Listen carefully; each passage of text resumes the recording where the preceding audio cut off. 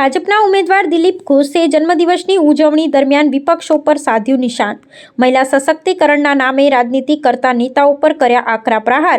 ભરચક ચૂંટણી માહોલ વચ્ચે ભારતીય જનતા પાર્ટીના ઉમેદવાર અને પશ્ચિમ બંગાળ ભાજપના દિગ્ગજ નેતા દિલીપ ઘોષે આજે પોતાના જન્મદિવસની સાદગીપૂર્વક ઉજવણી કરી હતી। પોતાના સમર્થકો અને પક્ષના કાર્યકરોની શુભેચ્છાઓ સ્વીકાર્યા બાદ તેમણે મહિલા સશક્તિકરણના મુદ્દે રાજ્યના સત્તાધારી પક્ષ તૃણમૂલ કોંગ્રેસ અને વિપક્ષો પર આકરા શાબ્દિક પ્રહારો કર્યા હતા।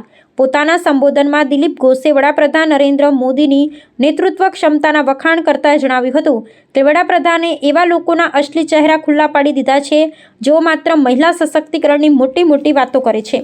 તેમણે સંદેશ ખાલીમાં બનેલી ઘટનાઓ અને રાજ્યમાં મહિલાઓ પર થતા અત્યાચારોનો આડકતરો સંદર્ભ આપતા આક્ષેપ કર્યો હતો કે જે પક્ષો માત્ર પોતાના રાજકીય સ્વાર્થ માટે નારી શક્તિનો ઉપયોગ કરે છે તેમનો અસલ ચહેરો હવે બંગાળની જનતા સમક્ષ આવી ગયો છે। દિલીપ ઘોષનું આ નિવેદન પશ્ચિમ બંગાળમાં મહિલા સુરક્ષાના મુદ્દે ચાલી રહેલા સઘન રાજકીય ધમાસાણની વચ્ચે આવ્યું છે।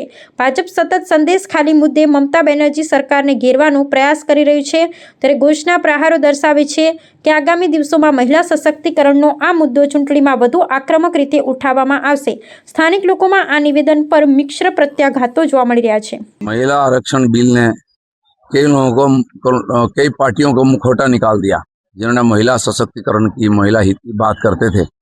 इस बिल को समर्थन नहीं किया तो पता चला ये लोग केवल राजनीति करते हैं महिलाओं के लिए और कुछ नहीं। माननीय प्रधानमंत्री मोदी जी ने महिला सशक्तिकरण के लिए बहुत सारा कदम उठाए हैं। ये भी एक बहुत जरूरी कदम था महिलाओं को आगे करने के लिए, जो विरोधियों का समर्थन नहीं मिला।